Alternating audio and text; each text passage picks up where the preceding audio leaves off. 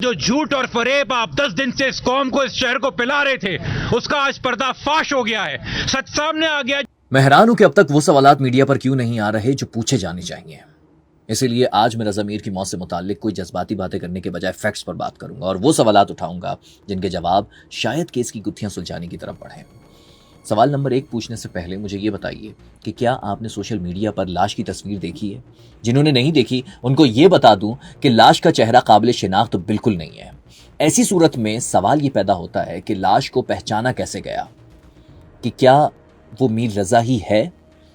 جواب ملا کہ کپڑوں اور قد کاٹ سے پہچانا گیا تھا۔ تو اگلا سوال یہ پیدا ہوتا ہے کہ اس ابہام کو کنفرم کرنے کے لیے ڈی این اے کیوں نہیں کروایا گیا تاکہ اس دعوے پر کہ یہ لاش میر رضا کی ہی ہے سائنسی تحقیق کی مہر لگ جاتی۔ اور اب وہ سنیے جو پوسٹ مارٹم رپورٹ میں لکھا ہے۔ رپورٹ میں شناخت کے خانے میں لکھا ہے کہ جسم پر کوئی نشان یا تل موجود نہیں تھا۔ انگلیوں کے بارے میں لکھا ہے کہ وہ صحیح سلامت تھیں، لیکن انگلیوں کے نشان بھی نہیں لیے گئے، یہ معلوم کرنے کے لیے کہ لاش آخر ہے کس کی۔ ڈی این اے کا خانہ خالی چھوڑ دیا گیا، اسی خالی خانے پر ڈاکٹر کی مہر لگی ہوئی ہے۔ تو ایک ایسی لاش جس کا چہرہ ناقابل شناخت ہے، جس کا کوئی شناختی نشان درج نہیں، جس کے فنگر پرنٹس لیے ہی نہیں گئے، جس کا ڈی این اے نہیں لیا گیا، اس کی شناخت ایک چیک شرٹ اور ایک گرے ٹراؤزر سے مکمل کر لی گئی۔ بس یہ سوال کسی نے کیوں نہیں پوچھا ابھی تک، لیکن اب قبر کشائی کی گئی ہے۔ وہ کیوں کی گئی وہ بھی میں آپ کو بتاتا ہوں۔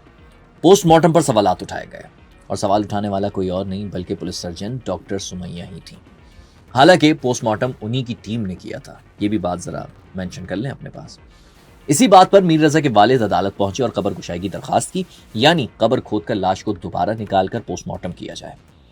عدالت نے درخواست منظور کر لی اور سیکرٹری صحت کو حکم دیا گیا کہ میڈیکل بورڈ بنا کر قبر کشائی کی جائے۔ اب police surgeon Karachi doctor Sumaiya Syed نے 8 رکنی میڈیکل بورڈ تشکیل دیا، قبر کشائی کا شیڈیول جاری ہوا، لیکن 6 اگست کی رات قبر کشائی سے چند گھنٹے پہلے ایک نیا حکم نامہ آ گیا ڈائریکٹر جنرل ہیلتھ حیدرآباد کی جانب سے۔ وہ کیا تھا؟ وہ یہ تھا کہ نیا 5 رکنی بورڈ بنا دیا گیا، لیکن والد نے اسے ماننے سے انکار کر دیا جو میر رضا کے والد ہیں، اور کئی سوالات کھڑے ہو گئے کہ بھئی اچانک میڈیکل بورڈ کیوں تبدیل کر دیا گیا اور حیدرآباد کے ڈاکٹرز کو کیوں شامل کر دیا گیا۔ والد نے قبر کشائی رکوا دی کہ یہ کوئی گڑبڑ ہوئی ہے۔ اسی لیے اگلے ہی دن میر رضا کے والد کے پریشر پر پرانا 8 رکنی بورڈ بحال کر دیا گیا کہ نہیں جی یہ جو پہلے تھا 8 رکنی یہ اسی کو بحال کر دیتے ہیں۔ ڈاکٹر سمیہ سید اس میں دوبارہ کنوینر مقرر ہو گئی۔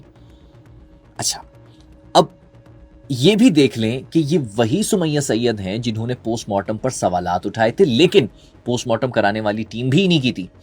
پہلے انہوں نے یہ سوالات اٹھائے تھے، یہ بھی میں آپ کو بتا دیتا ہوں۔ مراسلہ بھیجا تھا ایس ایس پی کو کہ لاش کا ایکس رے نہیں کیا گیا، ہاتھوں سے بارودی ذرات کے نمونے نہیں لیے گئے، زخم کا کیمیائی تجزیہ نہیں کرایا گیا، کھوپڑی کا اندرونی معائنہ کرنے کے لیے کھوپڑی کو نہیں کھولا گیا، گردن کا اندرونی معائنہ نہیں کیا گیا، زخموں کی پیمائش اسکیل سے نہیں کی گئی، کرائم سین پر مناسب تصاویر نہیں لی گئی، زخموں کی فورنزک معیار کی تصاویر موجود نہیں ہیں، داخلی اور خارجی جو زخم ہے اس کی پوزیشن غیر واضح ہے، داخلی زخم خارجی زخم سے بڑا لکھا گیا ہے، جسم میں گولی کا راستہ درج نہیں کیا گیا، کپڑوں کے سوراخ اور ریشوں کی سمت غائب ہے، اس کے علاوہ گلنے سڑنے کی کیفیت مکمل بیان نہیں ہوئی ہے، چہرہ ناقابل شناخت ہے، پھر بھی ڈی این اے کے نمونے نہیں لیے گئے۔ اب ہوا یہ کہ آج یعنی کہ 8 اگست کو عدالتی نگرانی میں قبر کشائی ہو گئی اور اس بار ڈی این اے کے نمونے بھی لیے گئے ہیں، لاش سے بھی، والد سے بھی، والدہ سے بھی اور ان کی بہن سے بھی، تینوں سے۔ میر رضا علی کے دوسرے پوسٹ مارٹم کی ابتدائی رپورٹ، اس رپورٹ کی تفصیل جو سامنے آ رہی ہے، میر رضا علی کو گولی پیچھے سے ماری گئی۔ ابتدائی پوسٹ مارٹم رپورٹ کے مطابق میر رضا علی کی پسلیاں ٹوٹی ہوئی تھی، لیکن اب ایک نیا کام شروع ہو گیا ہے۔ وہ باپ جس کے لیے یہ کہا جا رہا تھا کہ اس نے لڑ کر عدالت سے قبر کشائی کا حکم جاری کروایا، اب اسی باپ کی میڈیا میں ایک طرح سے کردار کشی بھی ہو گئی ہے۔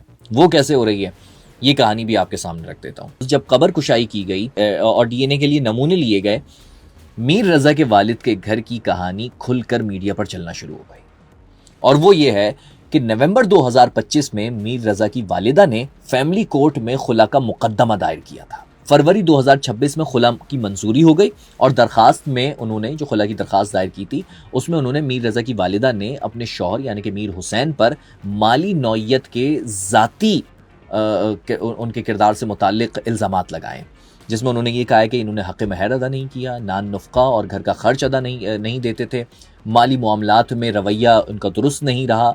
और फिर आज ही के रोज़ एक और ऑडियो भी वायरल होती है जो मुबैना तौर पर मीर रज़ा के वालिद की ही बताई जाती है। उसमें ये बता रहे हैं कि वो मीर रज़ा कह रहे हैं कि वो इस्लामाबाद आ गए हैं और अब कराची में उनका कोई घर बार नहीं रहा है। अस्सलाम वालेकुम नूर भाई, कैसे हैं आप? खैरियत से? नूर भाई, मैं आपको पैसों का बताता हूँ, अपडेट करता हूँ। बेसिकली इधर ये मैं G8 पासपोर्ट ऑफिस है इस्लामाबाद पे, आपको पता होगा। इधर मुझे ये फेसिंग स्टोन होते हैं, बंगलों के बाहर जो स्टोन लगते हैं ना, इधर मुझे इधर काम मिल गया। कराची में आपको पता है मेरा कोई भी नहीं बचा अब, ना काम ना घर ना बाहर, कुछ चीज़ नहीं बची, तो बेकार है। अब मैं कराची का सोचूँ। इधर इन्होंने बाइक के साथ मुझे जॉब दी है, रेफरेंस पे मिली है, सेल्स की जॉब है, पैकेज सही है, पेट्रोल भी मिल रहा है। तो बस बहरहाल बात ये है कि मैं इधर ही रुक रहा हूँ, पैसों का कर रहा हूँ। देखिए, पैसे ना देने हो, मैं आपको रब्ता भी ना करूँ, मोबाइल बंद कर दूँ, चुप हो जाऊँ, कुछ टाइम गुजारूँ और फिर पैसों का बंदोबस्त करूँ, नहीं, ऐसा कुछ नहीं है। मैं इसीलिए आपको रिप्लाई कर रहा हूँ कि पैसों का बंदोबस्त कर रहा हूँ। इंशाल्लाह मुझे एक आध दिन दें, मैं आपको अपडेट कर देता हूँ। मैं फ़िलहाल मैं कराची नहीं आऊँगा, मेरा जॉब का हो रहा था, जॉब हो गया, तो बस अब मुझे सिर्फ पैसे ही देने का मसला है ना, पैसे देना है ना मैंने, वो मैं कर रहा हूँ, इंशाल्लाह हो जाएगा। इससे पहले कल के रोज में एक मीर रज़ा की ऑडियो वायरल हुई थी जिसमें वो अच्छा मुबैना ऑडियोज हैं, क्योंकि ऑब्वियसली इस दौर में तो कोई भी ऑडियो AI के जरिए बनाई जा सकती है, इसलिए हम इसे मुबैना ऑडियो ही कहेंगे। इसमें ये बताया गया कि जी मीर रज़ा माली मामलात और अदायगियों की बात कर रहे हैं, जिसमें वो कह रहे हैं कि जी 10-10 लाख के 3 चेक्स ले लें, तजवीज़ दे रहे हैं। कोई मसला है, कोई कुछ है तो बताएं, हम लोग कर सकते हैं बात, कोई मसले वाली बात नहीं है। और ये कि रिटर्न तो मैंने आपको फाइनल बता दी, उस पर हम कुछ नहीं कर सकते। खैर, अगर आपको पेमेंट की रिकवरी से मसला हो रहा है तो मैं आपको ये कर देता हूँ कि आप, जैसे मैंने आपको महीने बाद 30 कहा था, आप मुझसे हर 10 दिन बाद के 10 लाख के 3 चेक ले लो, तो ये कि सिक्योरिटी भी बढ़ जाएगी। बट ये कि थोड़ी सी नीड है इमीडिएट, तो कोई और इशू है तो बता दे, कोई मसला नहीं है, और अगर नहीं है तो ईजी सीन है, फिर देख लें। अब इस पर मीर रज़ा के वालिद ने जवाब ये दिया कि कल बेटी की ऑडियो लाई गई, आज मेरी ऑडियो आ गई। उन्होंने क्लियर कहा कि भाई ये ना मेरे बेटी की आवाज़ है और ना ही ये मेरी आवाज़ है।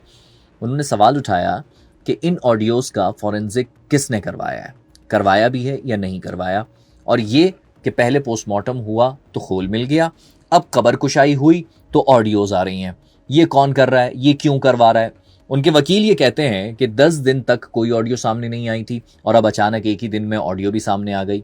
ये तो हो गई जी ताज़ा बातें, लेकिन अब कुछ अहम सवालात उठा देते हैं जो कि शुरू होते हैं 28 जुलाई से, जब 28 और 29 जुलाई की दरमियानी शब रात तकरीबन 3:30 बजे CCTV में मीर रज़ा बहादुराबाद चौरंगी पर अपनी जो उसका ब्रांड था वहाँ से, वैफ्लिक्स से, वहाँ पर बाहर निकलते हुए नज़र आ रहे हैं, और फिर वहाँ से सिक्योरिटी गार्ड का पिस्तौल दराज से निकालते हैं और फुटेज में उसे गाड़ी में रखते हुए दिखाया जा सकता है।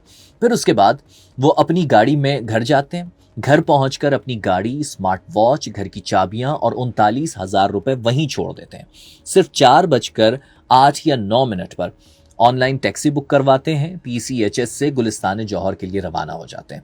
अच्छा, अब ये नोट कर लीजिए कि वो PCHS में जिस घर से निकले हैं वो वालिदा का घर है, यानी अब ये खुला के पेपर सामने आए तो ये बात क्लियर हो रही है कि वो वालिदा का घर है, यानी वो रहते थे अपनी वालिदा के साथ। इससे पहले ये मामला अब तक डिस्कस नहीं हुआ था, लेकिन चूंकि अब खुला के पेपर सामने आ गए हैं तो अब ये भी पता लग रहा है कि जी रज़ा PCHS में अपनी वालिदा के साथ रहते थे और वालिद रिहाइश की, उनकी जो रिहाइश थी वो गुलिस्तान जौहर में थी, तो यानी ये अलग रहते थे और ये अलग रहते थे। और इसमें एक बात और मेंशन कर लें जो कि ज़रा ये बताते हैं मुबैना तौर पर उन्होंने पैसे भी ट्रांसफ़र किए थे जो कि अपने वालिद के अकाउंट में किए थे, तकरीबन 2.5 लाख या जितना अमाउंट सामने आ रहा है, इसको कंफर्म नहीं किया जा सकता क्योंकि ये पुलिस को पता है। खैर, उस रात मीर रज़ा की टैक्सी उन्हें गुलिस्तान जौहर में उतार देती है مگر وہاں وہ اپنے کاروباری مقام پر نہیں پہنچتے. اس کے بعد کی فوٹیج میں وہ اکیلے سڑک پر چلتے دکھائی دیتے ہیں اور ایک فوٹیج میں جیب سے کوئی چمکتی ہوئی چیز نکال کر سڑک کے کنارے پھینکتے نظر آ رہے ہیں. بعد میں ایک شہری کو اسی جگہ پر موبائل ملا. اسی دن 28 جولائی کو والد تھانے میں گمشدگی کی رپورٹ درج کراتے ہیں. 29 جولائی کو دوپہر 2:30 بجے کے قریب لاش سندھ میڈیکل کالج کے مردہ خانے پہنچتی ہے. اور اب وہ بات جو پولیس کی اپنی تفتیش سے ظاہر ہو رہی ہے وہ یہ ہے کہ اس پر کوئی بات نہیں کر رہا. بائی دا وے تفتیش کاروں نے جائے وقوع کے قریب کی CCTV فوٹیج حاصل کر لی جس میں ایک مشکوک موٹر سائیکل اس ویران جگہ پر تقریباً جو ہے وہ 22 سیکنڈ کے لیے رکتی ہے اور پھر چلی جاتی ہے. اب تفتیشی ذرائع کا کہنا یہ تھا, انہوں نے پہلے, ابھی نہیں, جب صورتحال کلیئر نہیں تھی اس وقت انہوں نے یہ شبہ ظاہر کیا تھا کہ شاید اسی وقفے کے دوران جھاڑیوں میں لاش پھینکی گئی ہے, بجائے اس کے کہ ایک خیال, کیونکہ تفتیش کاروں کی طرف سے ایک خیال یہ بھی ظاہر کیا جا رہا تھا جس پر پریس کانفرنس ہونا تھی, اس کے بعد پھر پریس کانفرنس رک بھی گئی, کہ پولیس کی طرف سے پولیس میں زیادہ تر یہ خیال پایا گیا تھا کہ اس نے میر رضا نے خود کو مارا ہے, یا تو وہیں اسی جگہ پر مارا ہے یا اوپر پہاڑیوں پر بیٹھ کر مارا ہے اور لاش نیچے گری. خون کے دھبے نہیں ملے حالانکہ, اگر اسی جگہ پر مارا ہے تو, اگر خود کو مارا ہے تو, اور اگر خود کو نہیں مارا کسی نے پھینکی ہے لاش تو یہ کیا قتل ہے, یہ ابھی تک انکلیئر ہے. چونکہ ہم صرف فیکٹس پر سوالات اٹھا رہے ہیں, ہم کسی کوئی مبہم بات نہیں کرنا چاہ رہے. تو پولیس کی طرف سے شروع میں کہا گیا تھا کہ جی شاید یہ لاش پھینکی گئی ہے, اور اندھیرے کے باعث فوٹیج میں یہ بھی نظر نہیں آیا کہ موٹر سائیکل پر کتنے لوگ آئے تھے. پولیس نے خود تسلیم یہ کیا ہے کہ کوئی ایسی فوٹیج موجود ہی نہیں ہے جس میں میر رضا کو اس آخری مقام تک پہنچتا دکھائی دیا گیا ہو. فوٹیج میں ایک کچرا اٹھانے والا بھی نظر آیا ہے, ایک موٹر سائیکل نظر آئی ہے, مگر میر رضا نظر نہیں آیا.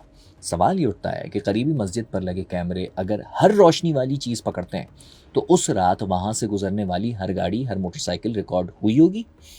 تو اس پوری رات کا ریکارڈ کہاں ہے, اور کیا وہ ریکارڈ ابھی محفوظ ہے یا اوور رائٹ ہو چکا ہے؟ اور ایک اور بات, پولیس یہ کہتی ہے کہ اس سلسلے میں تقریباً 55 افراد کو اٹھا کر تفتیش کی جا چکی ہے, لیکن جو ایک آدمی کیمرے میں اسی جگہ نظر آیا ہے, یعنی کہ وہ کچرا اٹھانے والا, وہ ابھی تک نہیں پکڑا گیا ہے. ابھی تک, جب تک میں یہ ولاگ ریکارڈ کر رہا ہوں, اس کے بعد پکڑا گیا ہو تو میں یہ نہیں کہہ سکتا. یہاں ایک بات عجیب ہے جو کسی نے نوٹ نہیں کی.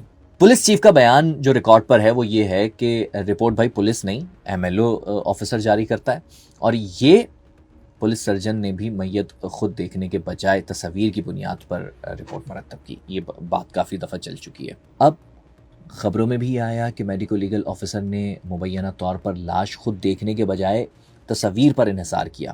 تو سوال یہ پیدا ہوتا ہے کہ اس کیس میں لاش کو اپنی آنکھ سے دیکھا کس نے؟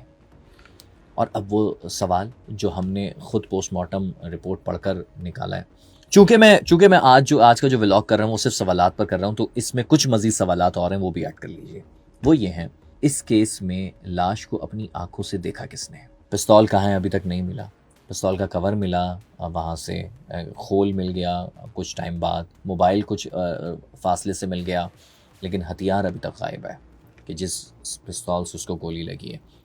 تو اگر اس نے خود کو مارا ہے تو وہ خود اٹھ کر تو اپنی پستول غائب نہیں کر سکتا. یہ ہوا کیا ہے ایکچولی؟ خون کہاں ہے؟ رپورٹ میں موت کی وجہ بہت زیادہ خون بہہ جانا ہے, لیکن تفتیشی ذرائع کے مطابق جائے وقوع سے خون کے واضح شواہد نہیں ملے. تو کیا وہ وہیں مرا تھا جہاں سے اس کی لاش ملی ہے؟ موت کے دھبوں کا جو اس میں پوسٹ مارٹم رپورٹ میں موت کے دھبوں کا جو خانہ ہے, موت کے بعد جسم میں خون نیچے کی طرف جم جاتا ہے, اور اس سے پتہ چلتا ہے کہ لاش پہلے چند گھنٹے کس حالت میں پڑی رہی. فارم کا جو خانہ ہے اس خانے میں یہ چیز لکھی جاتی ہے, اس میں تفصیل نہیں لکھی گئی. وہ ایک لائن شاید بہت کچھ واضح کر سکتی ہے. وہ رپورٹ کہاں ہے؟ وہ ابھی تک رپورٹ مرتب نہیں ہوئی ہے. اور موبائل کا ڈیٹا کب ڈیلیٹ ہوا؟ اور ہدایت کیا ہے کہ ملزمان کو تلاش کر کے گرفتار کیا جائے. ان دفعات کا مطلب کیا ہوتا ہے؟ سمجھنے کی بات یہ, 365 یعنی اغوا, 302 یعنی قتل عمد, اور 201 یعنی جرم کے شواہد کو غائب کرنا. اب آپ اس دفعہ پر رکیے. 201 یعنی جرم کے شواہد کو غائب کرنا. پستول غائب, خول 8ویں دن برآمد ہوا, DNA نہیں لیا گیا, بارودی ذرات کے نمونے نہیں لیے گئے. مقدمے کی اپنی دفاع وہی بتا رہی ہے جو تفتیش میں ہوتا نظر آ رہا ہے. ہاں, چونکہ اب DNA ٹیسٹ ہوا ہے, اب پوسٹ مارٹم دوبارہ ہوا ہے, تو ہو سکتا ہے بہت ساری چیزیں کلیئر ہوں. تو ہم نے جو بات کی ہے آج صرف سوالات اٹھائے. ہم کسی پر الزام نہیں لگا رہے کہ فلاں اس کو دبانا چاہتا ہے، فلاں حکومت اس کو روکنا چاہتی ہے، پولیس اس کو سامنے نہیں لانا چاہتی، پولیس لپیٹنا چاہتی ہے، فائل بند ہونا چاہتی ہے. کیونکہ ایک فیملی جس کا بچہ چلا گیا ہے اس کے بارے میں اس طرح کے الفاظ کہنا کہ آبویسلی ابھی کچھ بھی انکلیئر ہے. اور پھر دوسری چیز، پولیس تفتیش کر رہی ہے، اس کی تفتیش میں رکاوٹ بننا وہ بھی بالکل ٹھیک نہیں ہے، بھلے سے وہ کوئی بھی بن رہا ہو. کیونکہ جب پولیس تفتیش کرتی ہے تو یہ یاد رکھیے، سب سے پہلے تفتیش میں جو تفتیش کا جب دائرہ شروع ہوتا ہے تو وہ شروع ہی فیملی سے ہوتا ہے. فیملی، دوست احباب، رشتہ دار، محلے والے، اس طریقے سے تفتیش آگے بڑھتی ہے. تو سب کو اپنا کردار ادا کرنا چاہیے، تعاون کرنا چاہیے تاکہ یہ مسٹری سالو ہو سکے.